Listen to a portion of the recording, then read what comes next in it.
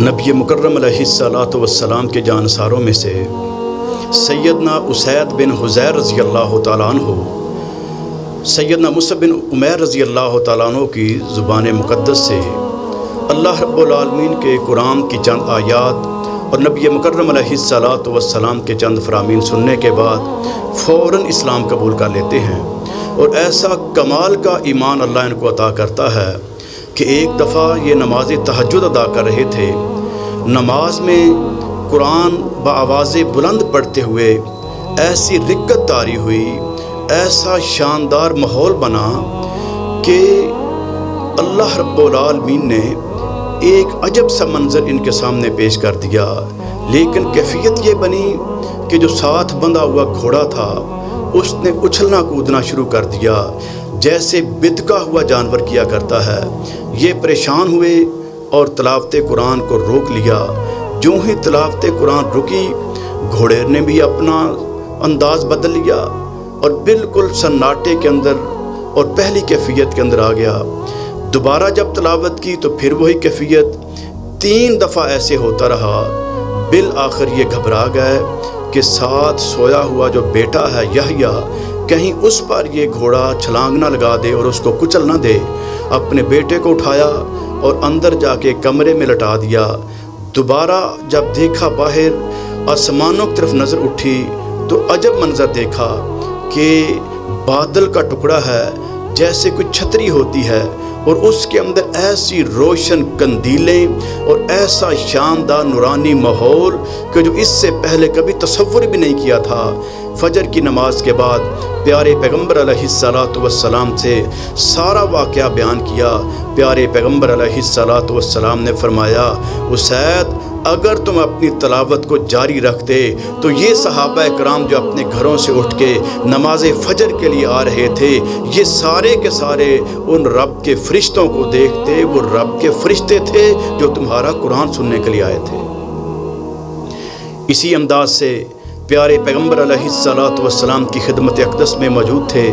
رات کافی دیر تک اسلام کے غلبے کے لیے مشاورت چلتی رہی کہ قافلوں کو کیسے روانہ کرنا ہے، علاقوں کو فتح کیسے کرنا ہے، فتح علاقوں کے اندر دین کو قائم کیسے کرنا ہے۔ اس انداز سے جب کافی وقت گزر گیا، نبی مکرم علیہ الصلوۃ والسلام سے اجازت لے کے اپنے گھر کا رخ کیا۔ ساتھ عباد بن بشر رضی اللہ تعالیٰ بھی موجود تھے۔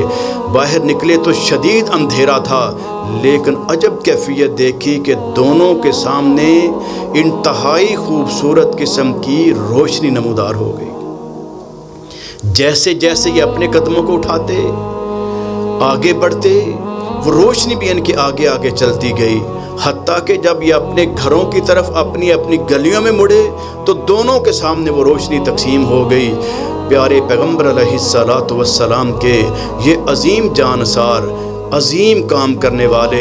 یہ وہ عظیم منصب پہ فائز ہیں کہ غزوہ احد کے اندر جب کیفیت بڑی عجیب بن چکی تھی، یہ وہ صحابی ہیں کہ جنہوں نے اللہ کے فضل و کرم سے ایک لمحہ بھی بے ثباتی کا مظاہرہ نہیں کیا، بلکہ مسلسل ثابت قدمی کے ساتھ پیغمبر رحمت علیہ الصلوۃ والسلام کی حفاظت کی ہے۔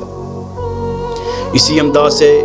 مکہ المکرمہ کو فتح کرتے ہوئے جب پیغمبر رحمت علیہ الصلوۃ والسلام تشریف لے جا رہے تھے تو ایک سائیڈ پہ سیدنا صدیق اکبر رضی اللہ تعالیٰ عنہ تھے اور دوسری سائیڈ پہ سیدنا اسید بن حضیر رضی اللہ تعالیٰ عنہ، کیونکہ ابو بکر مکہ والوں کو جانتے تھے اور اسید مدینہ والوں کو جانتے تھے، تاکہ کسی قسم کی کوئی معلومات شیئر کرنی ہو، کوئی تبادلہ خیال کرنا ہو، کوئی فیصلہ کرنا ہو، یا کسی مشکوک شخصیت کے بارے میں کوئی معلومات اکٹھی کرنی ہو، تو بیک وقت یہ دونوں مکہ اور مدینہ شہروں کے یہ سردار موجود تھے اور بہترین معلومات رکھنے والے موجود تھے۔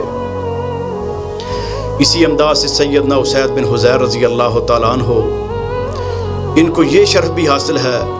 کہ نبی مکرم علیہ الصلوۃ والسلام کی وفات کے بعد سقیفہ بنی سعدہ میں جب صحابہ کرام مختلف خلفاء کے بارے میں مشورہ دے رہے تھے کہ اپنے اپنے قبیلے کا بنایا جائے یا ایک مکہ کا اور ایک مدینہ کا بنایا جائے، مختلف قسم کی باتیں چل رہی تھیں، تو سیدنا اسید بن حضیر رضی اللہ تعالیٰ عنہ وہ تھے کہ جنہوں نے اپنے قبیلے اوس کو بلایا اور کہا کہ کہیں دوسرا پہل نہ کر جائے، فی الفور صدیق اکبر کے ہاتھ پہ بیعت کر لو۔ تو سب سے پہلے ان کے خاندان نے بیعت کی اور اس کے بعد باقی لوگوں نے کی، اور اس انداز سے یہ فتنہ ختم ہو گیا اور سیدنا صدیق اکبر رضی اللہ تعالیٰ کی خلافت پر تمام امت متفق ہو گئی۔ تو یہ عظیم صدقہ جاریہ جناب اسید بن حضیر رضی اللہ تعالیٰ عنہ کا۔ اسید بن حضیر اس عظیم موقع پر بھی موجود تھے جب فاروق اعظم رضی اللہ تعالیٰ عنہ نے بیت المقدس کو فتح کیا، اور وہاں پر ان کی شاندار خدمات ہیں، اور جب واپس پلٹے تو امیر المؤمنین سے کہنے لگے کہ جب میں فوت ہو جاؤں تو میرے ذمے کچھ قرضہ ہے، وہ قرضہ ادا کرنے کے لیے میری ساری پراپرٹی کو آپ اپنے ہاتھ میں کر لیں۔ اور ان کی وفات کے بعد سیدنا فاروق اعظم رضی اللہ تعالیٰ نے بھی کمال کا کام کیا۔ جن لوگوں کو قرضہ دینا تھا ان کو بلایا اور کہا کہ میں تمہیں گارنٹی دیتا ہوں کہ جب یہ فصل اور باغ تیار ہو جائے گا میں آپ کا قرضہ ادا کر دوں گا۔ اس انداز سے آپ کی ساری پراپرٹی بھی محفوظ ہو گئی اور جتنا قرضہ دینا تھا وہ بھی ادا ہو گیا۔ سیدنا اسید بن حضیر رضی اللہ تعالیٰ عنہ کی اتنی زیادہ خدمات ہیں، تو وہ کام جب پیارے پیغمبر علیہ الصلاۃ والسلام پر حملے کے لیے ایک بندہ مسجد عبد الاشہل کے اندر داخل ہو کے حملہ کرنے کے لیے آگے بڑھا، پیارے پیغمبر علیہ الصلاۃ والسلام نے فرمایا کہ مجھے یہ لگتا ہے کہ یہ بندہ دھوکہ دینے کے لیے آیا ہے۔ اسی انداز سے سیدنا اسید بن حضیر نے اس کو دیکھا اور آگے بڑھ کے اس کو لنگی سے پکڑ کے ایسے ہاتھ کے اندر اس کو دبوچ لیا اور دوسرا ہاتھ اس کی گردن پر رکھا تو اس کی کمر کے ساتھ بندھا ہوا خنجر وہ نیچے گر گیا۔ اس انداز سے اس نے اپنے عظیم منصب کا حق ادا کر دیا۔